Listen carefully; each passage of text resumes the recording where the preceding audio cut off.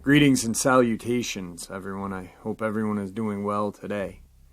Today I've got some Dogman and other terrifying encounters to share with you. Before we get into these encounters, I've got a couple of links. As you know, I rely on my Patreon, my PayPal, and my merch to help the channel to continue to grow and go. Those links are in the description below. I also have a second channel for creepypasta, fanfiction, and scary voice acting.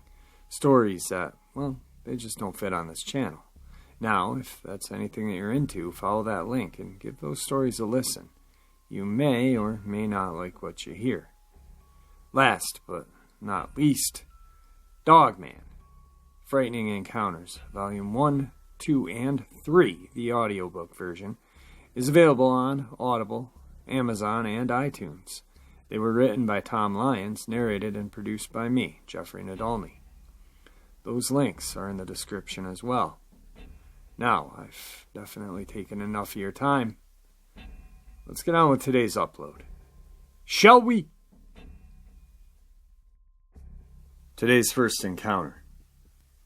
This is my first time coming out about this encounter. I wanted to forget about it, but this memory found its way back into my head.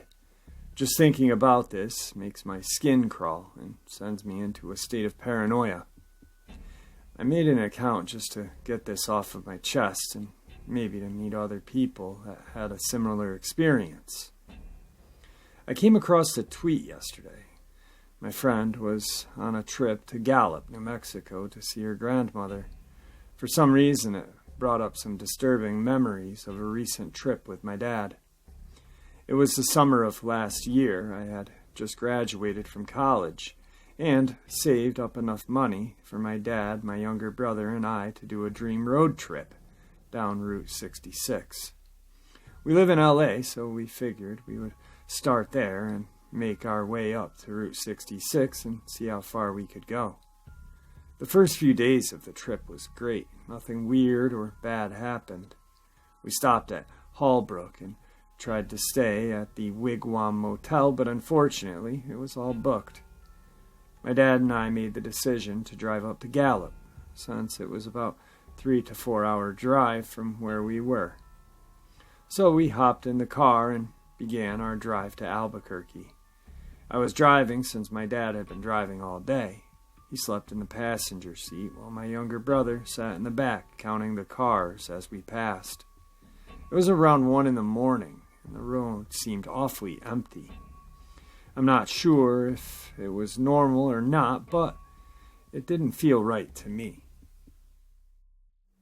While I was driving, I saw a very large dog walking on the road ahead of us. It was just trotting, minding its own business. I was able to slow down a bit before we could really get close to it. I figured if I got a little closer, it would get scared, run off to the side of the road so I could continue. But it didn't. It just kept trotting, not picking up speed, not even the slightest hint. I got a little closer, and I began to notice how long and skinny its legs were. Its fur was black, but you could see the dried-up mud clumps in its coat. My brother looked forward, altering, noticing how slow we were going. "Why are you going so slow?" he asked. "'Cause there's a big-ass dog in front of us, and it won't move," I said, a bit irritated at the situation. "The honk so he can move," he said, and before I could stop him, he led over and honked the horn himself. The large animal turned around and ran off to the side of the road. But in a split second that it turned around, which felt like 10 minutes, I saw its face. It was a human face, but its snout looked a lot longer and normal human, but shorter than a dog's. Its eyes were red, but reflected in the headlights like an animal's eyes should. As it snarled, a row of canine teeth were visible. My stomach felt twisted and my heart stopped. Once it was off the road, I stepped on the gas and started to haul ass. The sudden gasp pushed my brother back, who also saw what I had just did, and had a loss of words. He must have looked out the left window because I heard him scream and looked to my left to see the thing running on the side of our car. We made eye contact and his jaw was open. It let out this unearthly cry before ramming its body into the car. Its sudden weight almost made the car go off the road and crash. Luckily, I was able to hold us steady. My dad woke up by that time. He heard my brother scream. He saw it as well. "Drive," he yelled. I am, I shouted. I looked back in the mirrors and off to the side to see if it was still following us. I could see its figure slowly fading into the darkness behind, but I would be an idiot if I tried to slow down. Eventually, we were pulled over by a cop. We told him what had happened, and he seemed to be scared himself because he let us go with a warning and was kind enough to escort us as far as he could to make sure we were safe. We were able to get a motel, but we couldn't sleep. I'll never forget that thing's face, how haunting it was. The rest of the trip was okay after that, nothing weird. We managed to reach Missouri before going back home to L.A. My dad and my brother never talked about it because we knew what it was. Before my mother died a couple years back, she used to tell us folklore stories of her Navajo people. The Skinwalker was one of those stories. She told me once and then never again. She did so as a warning. If I ever did see one, I never thought it would be on that trip. Today's second encounter. It was just a camping trip on a beautiful autumn afternoon in 1994 when Humph states, beginning the story of his encounter with a creature that seemed to stumble straight out of a world of nightmares. Not an ordinary animal, not even like a Sasquatch, something weirder. It was Labor Day weekend, and I arrived at the campsite on Friday. I could tell right away that this was going to be a good trip, because one of the members of our camping party brought his big boat. This vessel was a 25-footer, with all the fishing gear a man could use on a big lake. The lake they call Gitche Gumee, in the land of Hiawatha, Lake Superior. He brought downriggers, water skis, and a state-of-the-art fish finder. We were camping at the Black River Harbor campsite, about 1/8 of a mile south of Lake Superior in northern Michigan. There were about 10 of us camping out there, and we were ready to have a good time.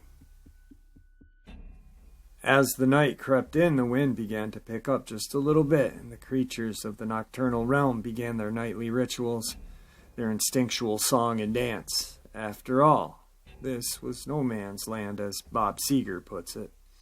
The trees were glowing red and orange in the heights as I gazed up into the heavens. It was the clamber of a fire mixed with the autumn colors and the warm summer breeze that gave me a warm and comforting feeling of my surroundings. As the night settled in, one by one the camping crew nestled into their sleeping canopies. A few stayed up drinking beer, fueling the fire, and enjoying the Indian summer that had been gifted to the land we encroached upon. It was truly a feeling of being in tune with nature on this fine Saturday morning. As everyone else began getting up early for the start of the fishing tournament on the big lake, I was ready for a nap along with a few others. When I awoke a little later, there were only a few people remaining at the campsite. By now, others were just pulling in. A couple of us volunteered to make some grub for the crew, brats, burgers, and pork and beans sizzling over the campfire. It was the staple for the day. The rest of the crew were out fishing on the boat. Now it was late in the evening, and Steve C., the boat owner, and his crew came in from the lake. He had left the boat moored in the harbor. They had strung the day's catch of lake trout and coho salmon on the embankment to show their prize. They weren't trophy size, but plenty big for the next day's smorgasbord. This had been a long day for me, so it was night time for me. I was awoken at about 2 a.m. by one of the campers who told me that he needed a couple of volunteers to go in town for a cigarette run. Everyone else had been drinking and couldn't drive into town as it was miles away. I got up and grabbed some campfire molasses coffee, still sitting by the fire, and gulped it down.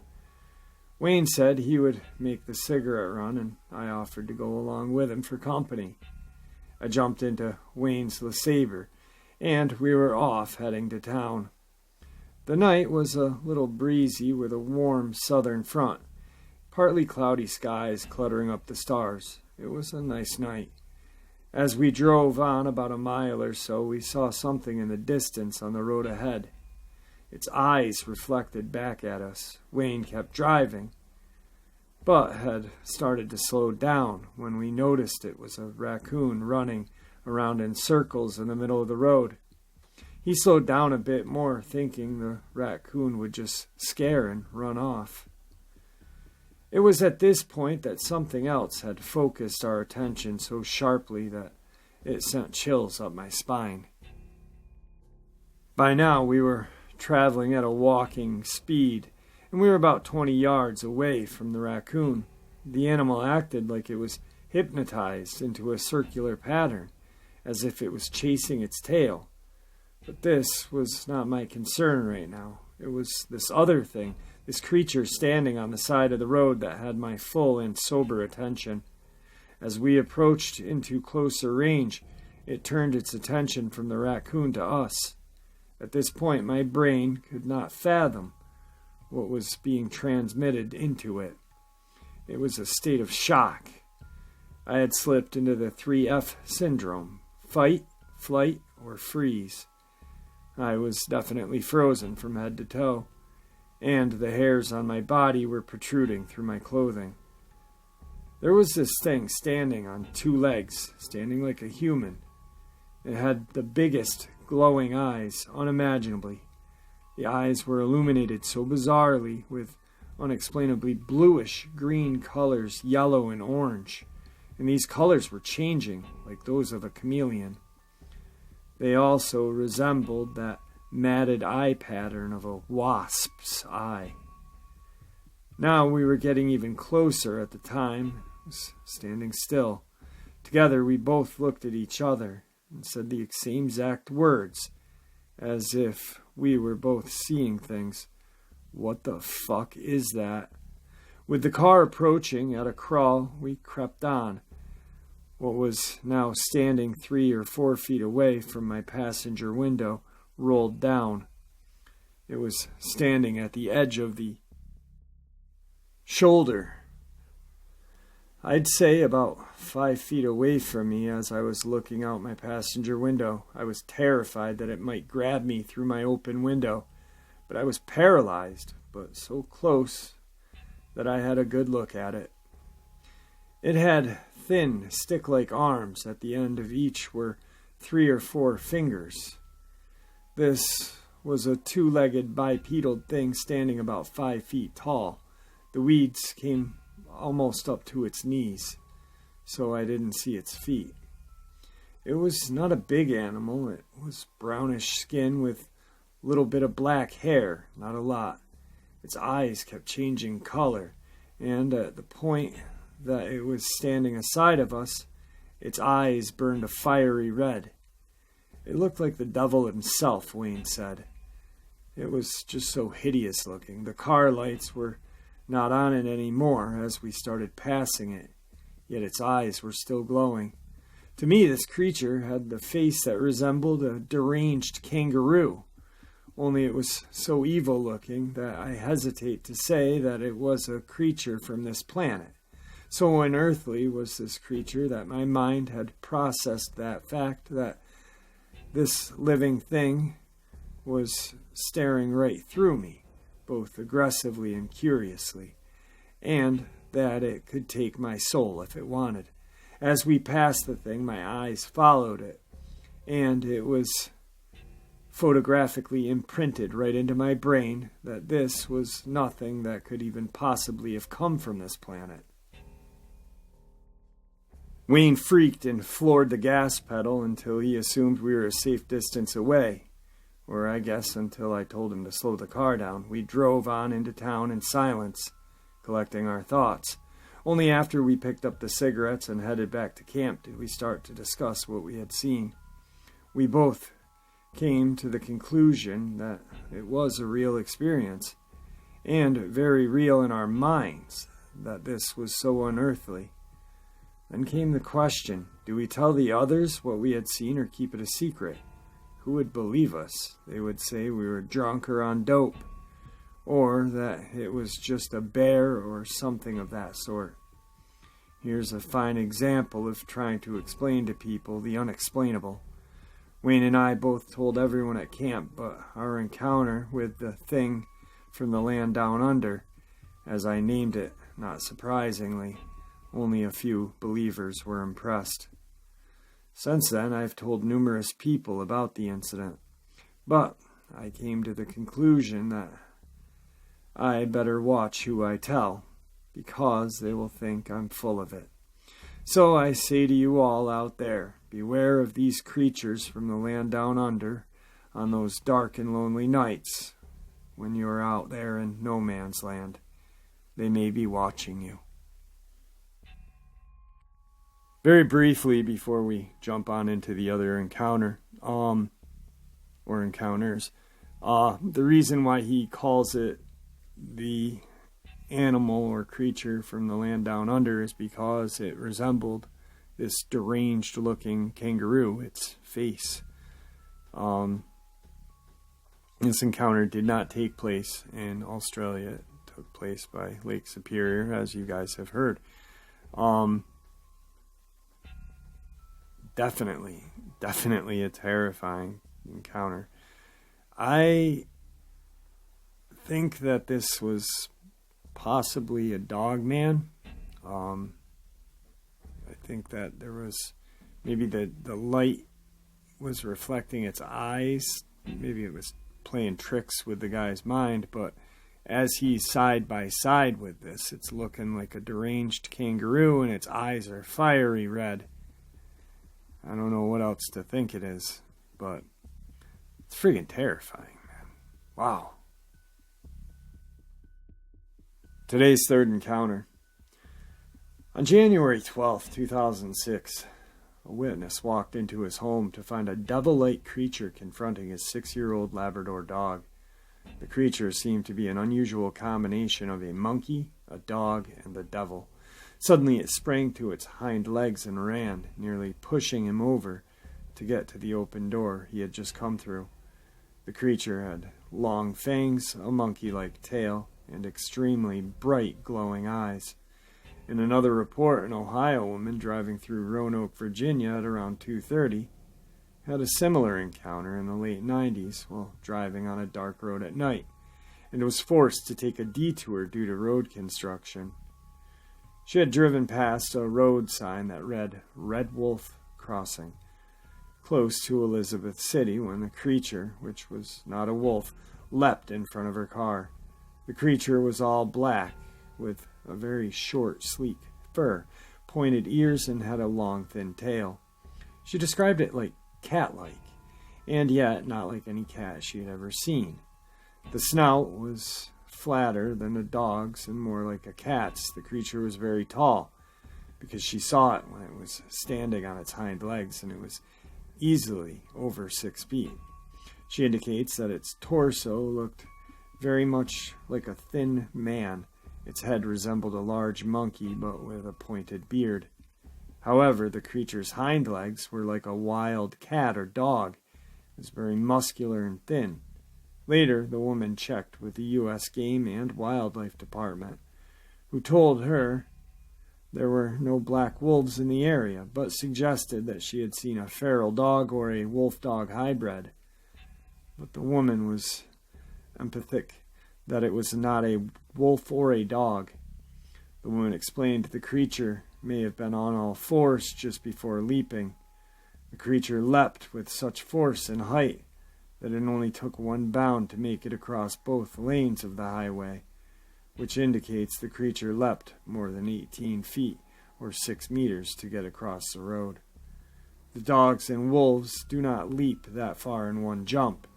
Even larger animals such as deer usually take several bounds to leap across the road. These descriptions are somewhat similar to the infamous Dover Demon, which began at April 21st, 1977 in Dover, Massachusetts.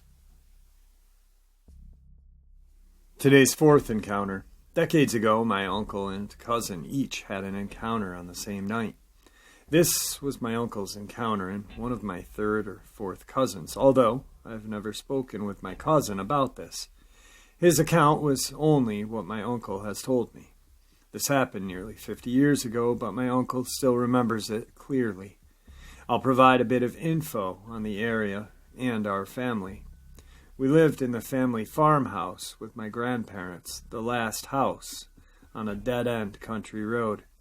A small community of about 8 or 9 homes was referred by the locals as the Times River Siding, but really it had no official name. The name derived from the close-by station name sign of the CN Railroad. The road went out and met another road at the T intersection. To the right went over the tracks, then down through a ravine and out to the main country road. And to the left the road went through open fields for a mile or so, then turned 90 degrees and went over the next secondary country road, where it ended again very near to another ravine on the left side. Our family had a band started by my grandfather. He, my mom, uncle, and 2 cousins were in it. On this particular night, they had met for practice, which by 11 or 11:30 was winding down. Our one cousin left, and the reigning cousin helped my uncle tear down and put away the equipment, while my grandfather tended to the animals, which seemed very spooked and nervous. Which really wasn't out of the ordinary, as there was a pack of wild dog that made their way through every so often for a few years back then. My cousin left and headed home. His way took him out to the left at the end of this road and over the next intersection is where he had the first of 2 encounters, but wouldn't become known for a few days. My uncle left 10 minutes or so after, and on his way home he took the right, over the main country road. This particular night was either a full moon or nearly very full. As my uncle said, it was very bright. He crossed the tracks and went down through the ravine, and as he was approaching the stop sign, something in the field to his right caught his eye. There was something large and tall, standing sort of hunched forward and staring intently in his direction. This happened just as he was on his brake slowing down to a stop, but also starting to angle the car for the left-hand turn about to be made. His sight of the thing went from glancing to his right to over his shoulder, then to the rearview mirror as the car stopped. He sat staring for what seemed like hours, he said, but was only seconds. Then this thing broke into a sprint directly towards his car. My uncle said he was in a trance of disembodiment, like his brain couldn't comprehend what his eyes were seeing. The field isn't an overly large field, but still would be 400 to 500 yards between the tree line and the road, and this thing covered it fast. My uncle snapped out of his trance and peeled out of there as fast as he could, watching in the rearview mirror the whole time. This thing was close enough to be illuminated by the taillights, and it was reaching out for the car as he was peeling out. He said it ran on 2 feet, not on all 4s, or even partly on a 4. 2 feet. It had dark-colored hair, either brown or black, appeared to have a muzzle similar to a dog, and had pointed ears on top of its head. Its eyes appeared to glow a dim yellowish orange. He said one strange thing that he felt was as if it wasn't looking at the car, but was looking at him inside the car. That was about as detailed as he could get, only seeing it briefly. He raced home and called back to the house and told them to lock the doors and stay inside. My grandfather asked why. My uncle said, "Just do it. I seen something in the field, but I'm not sure what it was. Just lock up and be safe." That was the last and only time he had seen anything like it. A few days later, at the next band practice, my uncle and cousin were sitting outside having a smoke, and my uncle told him about what he saw, expecting to be made fun of or called crazy. But instead, he said, "I seen something that night on my way home too." As he approached the stop, something ran across the road in front of him, making him hit the brakes and almost skid off the road. He said he only saw it for a split second as it was moving, but from what he could see of it, it looked like a massive dog or wolf, and it was standing upright on two legs. It could have been the way it seemed, or bound or jumped over the road. He more or less described the exact same thing my uncle had seen. Whatever it was, it covered a good 2 miles, which included navigating some dense wooded areas and a pretty steep-sided ravine in only a matter of 10 minutes at most. So it was fast. There are reports of strange noises like growls, howls, or barks in the woods along the Time River and around some of the farms in and around the time of these sightings. And he said there was some livestock found dead and partly eaten, but everyone tossed that up to wild dogs that were around the area at the time. But my uncle knows that that was no dog that he saw. No one else ever came forward having reported anything like this. Today's 5th encounter.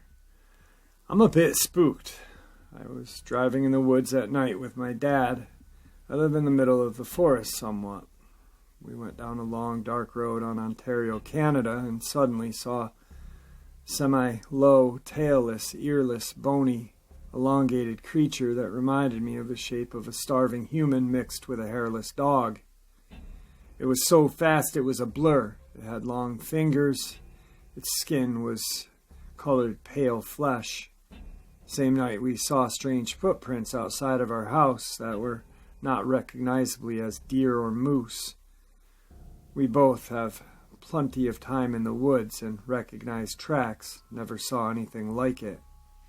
Looked like a cloven hoof mixed with a humanoid-shaped print, and was fairly spread out and large. The foot pattern was like a V shape, and followed across our yard in the snow, but suddenly stopped and left a gap of no prints and continued again in the same line. We saw the same creature a year ago, and we often hear deep growls that are so loud they are as if a tree fell in the woods, and can be compared to a garbage disposal layered with a high-pitched trumpet, which occasionally clicking at our windows. My dad often sees glinting, gleaming eyes and sudden movement of some creature, followed by the same call. We have native burial grounds and reservations in the city and area I live.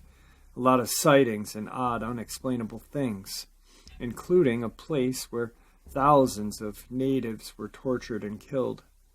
This particular area, people report being pushed, hearing deep growls and scratching noises, weird glinting eyes, and getting disoriented by sounds, wind movement, and even being pulled or separated with groups.